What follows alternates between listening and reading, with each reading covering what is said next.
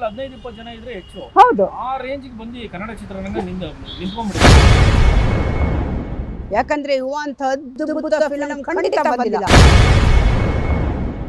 ಅವ್ರು ಇವರು ಅಂತ ಹೇಳೋದೇ ಇಲ್ಲ. ನೋಡಿ, ಕಾಟೇರ ಕೂಡ ಅದ್ಭುತವಾದಂತ ಯಶಸ್ಸು ತಂದುಕೊಟ್ಟಂತ ಚಿತ್ರ. ಅದಾದ ನಂತರ ಯಾವ ಸಿನಿಮಾ? ಅಪ್ಪು ಸಾರು, ನಿಮ್ಮ ದರ್ಶನ್, ಸುದೀಪ್, ನಮ್ಮ ಯಶು, ನಮ್ಮ ಧ್ರುವ ಸರ್ಜಾ, ಇರೋದೇ ಎಲ್ಲೋ ಕೆಲವು ಮಂದಿ ಅಷ್ಟೇ. ಥಿಯೇಟರ್ಗಳು ನಾವು ರಿಲೀಸ್ ಆಗ್ತಾರೆ ಯಾವ ಫಿಲ್ಮ್ಗಳು ಅಷ್ಟೇ. ಹೌದು. ಥಿಯೇಟರ್ 15-20 ಜನ ಇದ್ರೆ ಹೆಚ್ಚು. ಹೌದು. ಆ ರೇಂಜ್ಗೆ ಬಂದು ಕನ್ನಡ ಚಿತ್ರರಂಗ ನಿಂತ್ಕೊಂಡ್ಬಿಟ್ಟಿದೆ. ಹೌದು. ಮೊನ್ನೆ ಏನ್ ಯುವ ಫಿಲಿಂ ಬಂತಲ್ಲ, ಯುವ ಜೊತೆಯಲ್ಲಿ ದರ್ಶನ್ ಸರ್, ಕಾಟೇರ ಕೂಡ ಅಷ್ಟೇ. ನೋಡಿ, ನಾವೆಲ್ಲ ಪ್ರಜ್ಞಾವಂತರು. ಅವ್ರು ಇವರು ಅಂತ ಹೇಳೋದೇ ಇಲ್ಲ. ನೋಡಿ, ಕಾಟೇರ ಕೂಡ ಅದ್ಭುತವಾದಂತ ಯಶಸ್ಸು ತಂದುಕೊಟ್ಟಂತ ಚಿತ್ರ. ಅದಾದ ನಂತರ ಯಾವ ಸಿನಿಮಾ ಕನ್ನಡ ಚಿತ್ರ ಕೈ ಹಿಡಿತಾ ಇರೋದಂದ್ರೆ ಯುವ. ಎಲ್ಲರೂ ಕೂಡ ನೋಡೋದಂತರು ಫ್ಯಾನ್ಸ್ ಅಂತ ಮಾತ್ರ ಅಲ್ಲ, ಇಡೀ ಫ್ಯಾಮಿಲಿ ಸಮೇತ, ಕುಟುಂಬ ಸಮೇತ ನೋಡ್ಕೊಂಡು ಥಿಯೇಟ್ರಿಂದ ಹೊರಗಡೆ ಬರ್ತಾ ಇರೋದು. ಅಪ್ಪ ಎಂಥ ಸಿನಿಮಾನಪ್ಪ, ಮತ್ತೆ ಯುವನಲ್ಲಿ ಅಪ್ಪುನನ್ನ ನೋಡ್ತಾ ಇದ್ದೀವಿ ಅಂತ ಹೇಳಿ ಇದು ಮಾಡ್ತೀವಿ. ಸೊ ಈ ರೀತಿ ಅದ್ಭುತವಾದಂಥ ಒಂದು ಯುವ ಸಿನಿಮಾ ಕನ್ನಡದಲ್ಲಿ ಬಂದಿರುವಂಥದ್ದು. ಸೊ ಪ್ರತಿಯೊಬ್ಬರು ನೋಡಬೇಕಾದಂಥ ಸಿನಿಮಾ.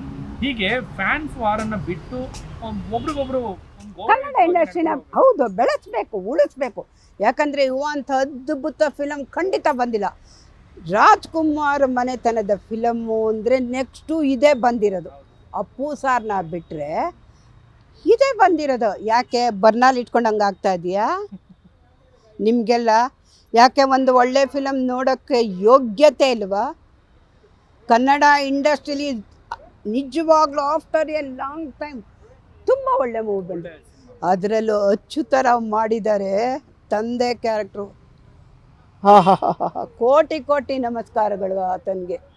ಯಾಕಂದರೆ ಅವರು ರಂಗಭೂಮಿಯಿಂದ ಬಂದಿರೋ ನಟ. ಅವರು ಆ ನಟನೆ ರಂಗಭೂಮಿಯಿಂದ ಬಂದವ್ರಿಗೆ ನೋಡಿ. ಇದಕ್ಕೆ ನೀವು ಕೆಟ್ಟದಾಗಿ ಕಾಮೆಂಟ್ಸು ಮಾಡ್ತೀರ, ನಮಗೆ ಗೊತ್ತು.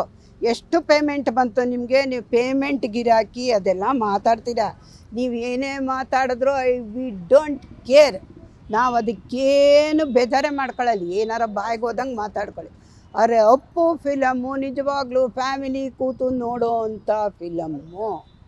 ದಯವಿಟ್ಟು ಎಲ್ಲರೂ ಹೋಗಿ, ಅವನು ಯಾರೋ ಒಬ್ಬ ಕಾಮೆಂಟ್ಸ್ ಮಾಡಿದ್ದಾನೆ, ಏನಿದೆ ಅದರಲ್ಲಿ ಕಥೆಯಲ್ಲಿ ಸ್ಕ್ರಿಪ್ಟಲ್ಲಿ ಏನೋ ಹಿಡಿತಾನೇ ಇಲ್ಲ. ಅವನಿಗೆ ಆನಂದ್ ರಾಮ್ ಅವ್ರಿಗೆ ಲಕ್ಕ ನಿನಗೆ ಹೊಡಿಲಿ, ನೀನೇ ಮನೇಲಿ ಬಿದ್ದಿರೋ. ಯಾರು ಅಂದಿದ್ದಾನೆ ಅವನಿಗೆ ಲಕ್ಕ ಹೊಡಿಲಿ? ನಿಮ್ಮ ಅಪ್ಪ ಅಮ್ಮ ಸಾಕ್ತಾರೆ. ಯಾಕಾಗಿದೆ ಇವಾಗಿನ ಯುವ ಪ್ರತಿನಿಧಿಗಳಿಗೆ ಏನಾಗಿದೆ ಅಂದರೆ, ಯಾರ್ದೋ ದುಡ್ಡು ಎಲ್ಲಮ್ಮನ ಜಾತ್ರೆ, ಯಾರೋ ಅಪ್ಪ ಅಮ್ಮ ಸಂಪಾದಿಸಿಟ್ಟಿರ್ತಾರೆ. ನಿಮಗೆ ಶೋಕಿಗಳಿಗೆ ಮಜಾ ಮಾಡೋಕ್ಕೆ ಒಂದು ಬೈಕು, ಒಂದು ಪಬ್ಬು, ಒಂದು ಹುಡುಗಿ ಪಕ್ಕದಲ್ಲಿದ್ದರೆ ಸಾಕು. ಇಬ್ಬರಿಗೂ ಹೇಳ್ತಾ ಇದ್ದೀನಿ ನಾನು. ಯಾಕಂದರೆ ಇವಾಗಿನ ಯುವ ಪೀಳಿಗೆ ಆ ಥರ ಬರ್ತಾಯಿದೆ. ದಯವಿಟ್ಟು ನಿಮ್ಮ ಸಂಪಾದನೆಯಲ್ಲಿ ನೀವು ನೋಡಿ.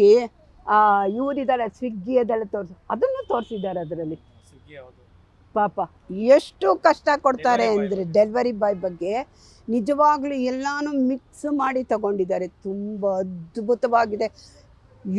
ಯುವರಾಜ್ ಕುಮಾರ್ ಅಂತೂ ಫಸ್ಟ್ ಫಿಲಮ್ ಅನಿಸೋದೇ ಇಲ್ಲ, ಅಷ್ಟು ಕಷ್ಟಪಟ್ಟು ಮಾಡಿದ್ದಾರೆ. ಅದನ್ನು ಒಪ್ಕೊಳ್ಳಿ. ಯಾಕೆ ಬರ್ನಾಲ್ ಇಟ್ಕೋತೀರ? ಯಾಕೆ ಕೆಟ್ಟದಾಗಿ ಮಾತಾಡಿದ್ದಾರೆ? ಕಪ್ಪೆ ವಂಶ, ಅವನ ಕಪ್ಪೆ ನನ್ನ ಏನು ಕೆಟ್ಟ, ಏನು ಡಗಾರು ಪಗಾರು, ಏನು ಅಸಹ್ಯ, ಏನು ವರ್ಡ್ಗಳದೆಲ್ಲ.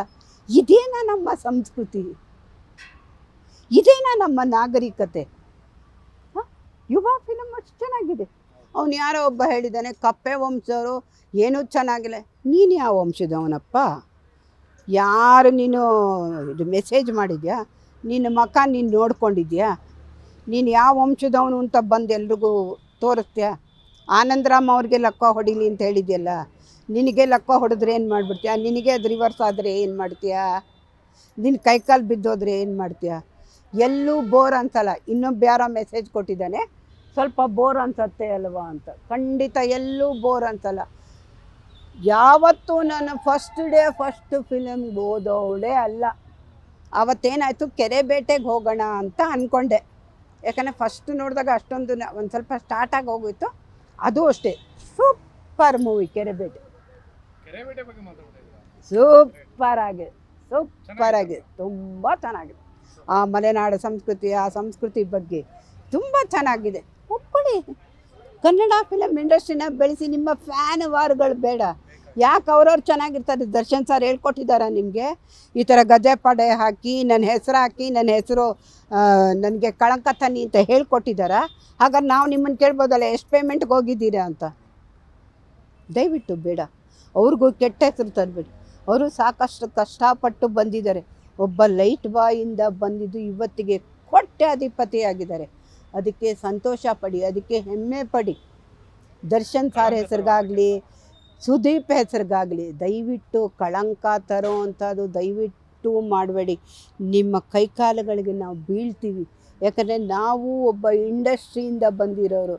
ಇವತ್ತಿಗೆ ಕನ್ನಡ ಫಿಲಮ್ ಇಂಡಸ್ಟ್ರಿ ಯಾವ ಗತಿಗೆ ನೋಡಿ ಬರ್ತಾರೆ ಪಾಪ, ಹೊಸಬ್ರು ಬರ್ತಾರೆ, ಅವ್ರನ್ನೂ ಬೆಳೆಸಿ. ಹೊಸಬ್ರು ಬಂದರೆ ತಮಟೆ ಹೊಡ್ಕೊಂಡು ಹೇಳ್ಬೇಕು ಇವನೇ ಹೀರೋ. ಅವ್ರ ಕಡೆಯವರೇ ಒಂದು 20 ಟಿಕೆಟ್ ಕೊಡಬೇಕು, ಬನ್ನಿಮ್ಮ ಫ್ರೀ ಟಿಕೆಟ್ ಇದೆ. ನಾವು ಇದು ಇಲ್ಲದೆ ಏನು ಮಾಡ್ತೀವಿ ಪಾಪ, ಅಷ್ಟೊಂದು ಕೇಳ್ತಾರಲ್ಲ ಅಂತ ಹೇಳ್ಬಿಟ್ಟು. ನೋಡಿ ಆ ಸ್ಥಿತಿಗೆ ತಂದಿಟ್ಟಿರೋ ಅಂಥ ಪರಿಸ್ಥಿತಿಲಿ ಯುವ ಅಂತ ಫಿಲಮ್ಮು ಅದ್ಭುತವಾದ ಫಿಲಮ್ ಬಂದಿದೆ. ನೋಡಿ ಮೆಚ್ಕೊಳ್ಳಿ. ನಿಮ್ಮ ಏನೂ ಸೋದೋಗಲ್ಲ. ಎಲ್ಲರೂ ಮಾಡಿ. ಯಾರು ದೊಡ್ಡವರು? ಎಲ್ಲರೂ ಒಂದೇ. ಅಪ್ಪು ಸಾರು, ನಿಮ್ಮ ದರ್ಶನ್ನು, ಸುದೀಪು, ನಮ್ಮ ಯಶು, ನಮ್ಮ ಧ್ರುವ ಸರ್ಜಾ, ಇರೋದೇ ಎಲ್ಲೋ ಕೆಲವು ಮಂದಿ ಅಷ್ಟೇ. ಬೆರಳೆಣಿಕೆ ಅಷ್ಟು. ಅದೇ ನೋಡಿ ತಮಿಳಲ್ಲಿ ನಿಮ್ಗೆ ಆಗತ್ತಾ? ಫ್ಯಾನ್ಸ್ ವಾರ್ ಬೇಕಾ ನಿಮಗೆ? ಏನಿಗೆ ಬೇಕಪ್ಪ? ನಿಮ್ಮ ಮನೆಗಳಲ್ಲಿ ನೀವು ಫ್ಯಾನ್ಸ್ ವಾರ್ ಮಾಡ್ಕೊಳ್ಳಿ. ನಿಮ್ಮ ತಂದೆ ತಾಯಿನ ಚೆನ್ನಾಗಿ ನೋಡ್ಕೊಳ್ಳಿ. ಎಲ್ಲೋ ಏನೋ ಆಗಿದ್ದಕ್ಕೆ ಬಂದುಬಿಡ್ತೀವಿ ಸರ್ ನಾವಲ್ಲಿ, ಅದೆಲ್ಲ ಹೇಳೋದಲ್ಲ. ನಿಮ್ಮ ತಂದೆ ತಾಯಿ ಕಷ್ಟ ಆಯಿತಾ, ಹೋಗಿ ಅವ್ರಿಗೆ ಸಹಾಯ ಮಾಡಿ. ಫ್ಯಾನ್ಸ್ ವಾರ್ ದಯವಿಟ್ಟು ಮಾಡಬೇಡಿ. ಕೆಟ್ಟ ಪದಗಳನ್ನ ನಾನು ಹೇಳ್ತೀನಿ. ಅಪ್ಪು ಫ್ಯಾನ್ಸು ಕೆಲವರು ಇದ್ದಾರೆ. ಏನೋ ಗೊತ್ತಾ, ಓವರ್ ಖುಷಿನ ಎಕ್ಸ್ಪ್ರೆಸ್ ಮಾಡಬೇಡಿ. ಹೋಗಿ ಅಪ್ಪು ದೇವ್ರಂತ ಪಾಪ ಎಲ್ಲೋ ದೇವ್ರ ಥರ ಮೇಲೆ ಇದ್ದಾರೆ. ಯಾಕೆ ಅವ್ರ ಹೆಸರನ್ನ ತರ್ತೀರಾ? ಯಾಕೆ ಅವ್ರ ಮನೆಯವರು? ದೊಡ್ಡ ಮನೆ ವಂಶ ಅಂದರೆ ಏನು ಅಂತ ತಿಳ್ಕೊಂಬಿಟ್ಟಿದ್ದೀರಾ? ನೋಡಿ ರಾಜ್ಕುಮಾರ್ ಸಾರ್ ಆಗಲಿ, ಯಾವುದೇ ರಾಜ್ಕುಮಾರ್ ಫಿಲಮಲ್ಲಿ ಒಂದೇ ಒಂದು ಸಿಗರೇಟ್ ಸೇದೋದಾಗಲಿ ಅಥವಾ ಎಣ್ಣೆ ಕುಡಿಯೋದಾಗಲಿ ಒಂದೇ ಒಂದು ಸೀನ್ ಇರ್ತಾ ಇತ್ತ. ಈಗ ಬರೋದೆಲ್ಲ ಏನು, ಬಾರಲ್ಲಿ ಕೂತ್ಕೋ, ಕುಡಿ, ಒಂದೆರಡು ಕ್ಯಾಬ್ರೆ ಡ್ಯಾನ್ಸ್ ಮಾಡೋ, ನಾಯಕಿನ ಬೇಕೋ ಬೇಡ ಅವಶ್ಯಕತೆ ಇಲ್ಲ, ಒಂದು ಉಡುಪು ಹಾಕಿಸ್ಕೊ, ಆಯ್ತಾ ಅವಳ ಗತಿನೂ ಮುಗೀತು ಅಲ್ಲಿಗೆ. ಬೇರೆ ಯಾವ ಫಿಲಮಲ್ಲಿ ಮಾಡೋಕ್ಕೆ ಸಾಧ್ಯ ಅವಳು? ಅದೇ ನೋಡಿ ಯುವ ಫಿಲಮ್ ಯಾಕೆ ಅದ್ರಲ್ಲಿ ನಾನು ಅದಕ್ಕೂ ಹೇಳ್ತೀನಿ. ಈಗಿನ ಯೂತ್ ಏನು ಮಾಡ್ತಾ ಇದ್ದಾರೆ ಅದನ್ನು ತೋರಿಸಿದ್ದಾರೆ. ಅದರಲ್ಲಿ ಸಿಗರೇಟ್ಗೆ ಅಂಟ್ಕೊಂಡ್ಬಿಟ್ಟಿದ್ದಾರೆ. ಅದರಿಂದ ಸೀನಲ್ಲಿ ಯುವ ಅವರು ಸಿಗರೇಟ್ ತಪ್ಪೇನಿಲ್ಲ. ಯಾಕಂದರೆ ಈಗಿನ ಯೂತ್ಗೆ ಏನು ಬೇಕೋ ಅದನ್ನು ತೆಗೆದಿದ್ದಾರೆ. ದಯವಿಟ್ಟು ಕೆಟ್ಟ ಕಾಮೆಂಟ್ಸ್ ಮಾಡಬೇಡಿ. ಯಾರಿಗೇ ಆಗಲಿ, ಯಾವುದೇ ಕಲಾವಿದ್ರಿಗಾಗಲಿ. ನೀವನ್ನ ಹಾಕಿ ಯಾರಿಗೂ ನೀವು ಹುಟ್ಟಿಸಿದ್ದೀರಾ ಅವ್ರನ್ನ. ನಮ್ಮ ಮನೆಯವರು ಅಂತಂದಮೇಲೆ ನಿಮ್ಮ ಮನೆಯವ್ರಿಗೆ ಹಾಗೆಲ್ಲ ಮಾತಾಡ್ತೀರಾ? ನಮ್ಮ ಮನೆಯವ್ರ ಥರ ನೋಡ್ಕೋಬೇಕು. ನಮ್ಮ ಅಶ್ವಿನಿ ಮೇಡಮ್ನ ನಿಮ್ಮ ತಾಯಿನೋ, ನಿಮ್ಮ ತಂಗಿನೋ, ನಿಮ್ಮ ಅತ್ತೆನೋ ಅಥವಾ ನಿಮ್ಮ ಅಮ್ಮನ ಥರ ನೋಡಿ ಅವ್ರನ್ನ.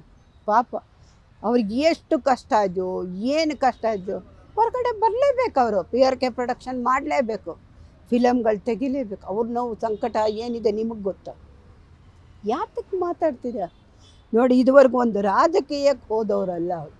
ಬಿಡಿ, ಶಿವರಾಜ್ಕುಮಾರ್ ಸಾರ್ ಬಗ್ಗೆ ನಾವು ಮಾತಾಡೋಕ್ಕಾಗೋದಿಲ್ಲ. ಯಾಕೆಂದರೆ ಅವರು ಒಂದು ಸ್ಟೇಟ್ಮೆಂಟ್ ಕೊಟ್ಟರು, ಅದು ನಮಗೂ ಇಷ್ಟ ಆಗಲಿಲ್ಲ. ಯಾಕೆಂದರೆ ಅಪ್ಪನಿಗೆ ರಾಜಕೀಯ ಬೇಕಾಗಿತ್ತು, ಅದಕ್ಕೆ ಗೀತಾ ಅವ್ರನ್ನ ನನಗೆ ಮದುವೆ ಮಾಡಿಕೊಟ್ರು ಅಂತ ಹೇಳಿ. ಅದು ತಪ್ಪು.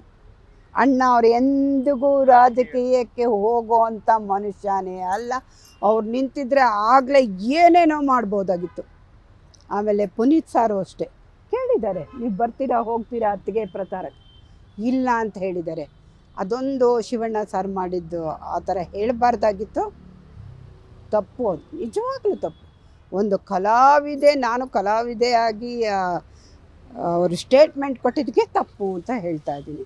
ಅದಕ್ಕೂ ಕಾಮೆಂಟ್ಸ್ ಮಾಡ್ತೀರಾ. ನೀವೇನು ಸಾಮಾನ್ಯದವರಲ್ಲಪ್ಪ, ಮಹಾನುಭಾವರುಗಳ ನೋಡ್ತೀರಾ, ಪೂರ್ತಿ ಓದಲ್ಲ, ಬರೀ ನಿಮ್ದದೇ ನಿಮ್ಮ ಅದನ್ನು ಸ್ವಂಟದ ಕೆಳಗಿನ ಭಾಷೆಗಳು ಮಾಡ್ತೀರಾ. ಅದ್ಯಾವುದೋ ಒಂದು ಕೆಟ್ಟ ಭಾಷೆ ನಿಮ್ಮ ವಂಶ ಮಾಡ್ಕೊಳ್ಳಿ, ನೀವೇನಾರ ಮಾಡ್ಕೊಳ್ಳಿ. ನಾವು ಇರೋದನ್ನು ನಾವು ಧೈರ್ಯವಾಗಿ ಹೇಳಿದ್ದೀವಪ್ಪ. ಅಷ್ಟೇ ಮೇಡಮ್. ದಯವಿಟ್ಟು ಫ್ಯಾನ್ಸ್ ವಾರ್ ಮಾಡಬೇಡಿ. ಹೌದು. TV12 ಕನ್ನಡ, ಇದು ಕನ್ನಡಿಗರ ಧ್ವನಿ.